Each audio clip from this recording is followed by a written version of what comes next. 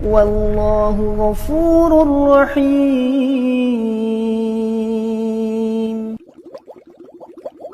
Assalamualaikum warahmatullahi wabarakatuh. Waalaikumsalam warahmatullahi wabarakatuh. Kan itu katanya bentuk jimat kan? Tidak bisa dipercaya. Tapi bagaimana kalau jimat yang berisi tentang buku Al-Quran? Dan itu pun sama pertanyakan, itu tidak bisa mempercaya keyakinan kan dukun-dukun toh. Tapi bagaimana kalau paranormal? Masya Allah. Ada orang pintar bu, orang pintar. Pernah disebutkan gitu paranormal toh? Iya. Jadi beliau tanyakan masalah jimat-jimat. Katanya tidak boleh pakai jimat-jimat. Bagaimana kalau dari Al-Quran? Iya, boleh tidak pakai jimat-jimat dari Al-Quran? Jadi bapak-bapak dan ibu-ibu sekalian semoga dirahmati oleh Allah Subhanahu Wa Taala.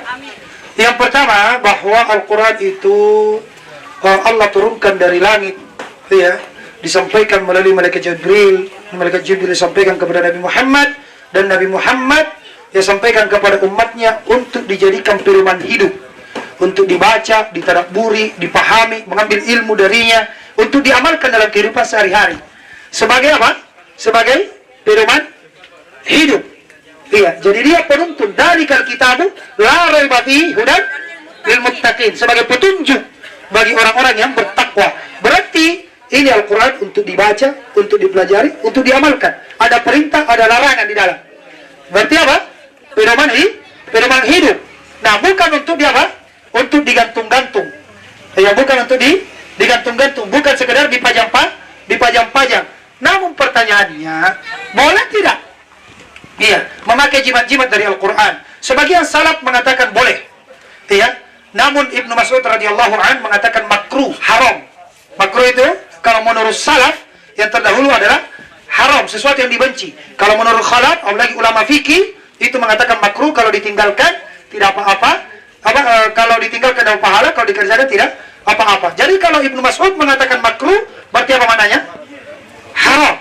Iya, dan itu pendapat yang kuat. Kenapa? Karena akan membuka celah-celah kapan dibolehkan memakai jimat-jimat.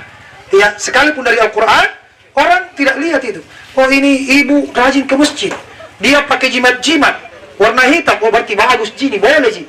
Ya, karena dia ibu majelis taklim lagi, ketua majelis taklim, pakai jimat-jimat. Akhirnya apa? Dia pergi di kampungku cari jimat-jimat. Iya, bahkan juga jimat-jimat. Ada ibu majelis taklim saja pakai jimat-jimat. Iya kan? Itu apa? Yang dia tulis di situ surah Al-Fatihah misalnya, ayat-ayat Al-Quran. Sedangkan orang yang melihat kan dia tidak tahu apa isinya. Iya, akhirnya dia pergi ke dukun, dia pergi ke dianggap orang pintar, minta jimat-jimat yang isinya hanya apa? Iya, hanya batu-batu kecil, kadang juga apa itu? Kacang apa itu? Kacang hijau, ya, dibungkus. Kemudian dia yakini, jadi betul. Kenapa? Karena ada jin yang membantunya. Supaya semakin yakin dengan jimat-jimat tersebut, akhirnya hatinya bergantung kepada jimat-jimat, bukan lagi kepada Allah Subhanahu Wa Taala. Maka pendapat yang kuat bahwa ini tidak dibolehkan. Ya, Al-Quran itu untuk dibaca dan diamalkan, menjadi firman hidup. Kemudian kedua, masalah mendatangi paranormal. Karena tadi katanya hanya disebutkan dukun, ya, dan apa lagi?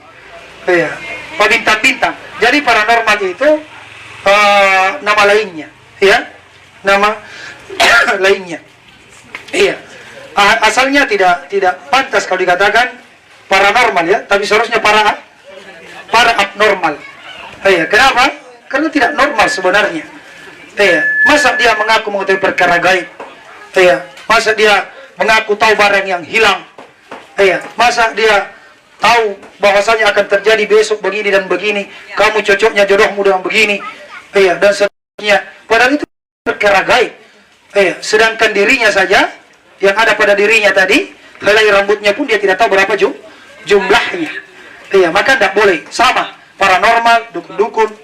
Iya, intinya yang mengaku mengetahui perkara gaib, apapun istilahnya, karena itu sifat khusus untuk Allah Subhanahu Wa Taala. Ya, tidak ada yang mengetahui perkara gaib kecuali Allah Subhanahu Wa Taala. Walaupun berjubah, walaupun bersorban, kalau dia mengaku mengetahui perkara gaib, karena ini juga banyak yang tertipu ya. Oh itu bu kiai ji, ustadz ji, ya. Tapi nak baca juga tangan, ya. Nak baca juga apa? Garis tangan, iya. Subhanallah. Atau dia pakai tasbih, dia hitung jumlah biji-biji tasbihnya. Insya Allah dia tahu kapan jodohmu.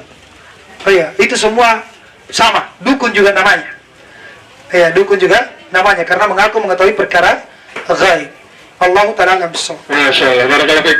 Hadiahnya Ustaz, kita kasih hadiah. Kasih hadiah kipas. Masya Allah, hadiah kipas.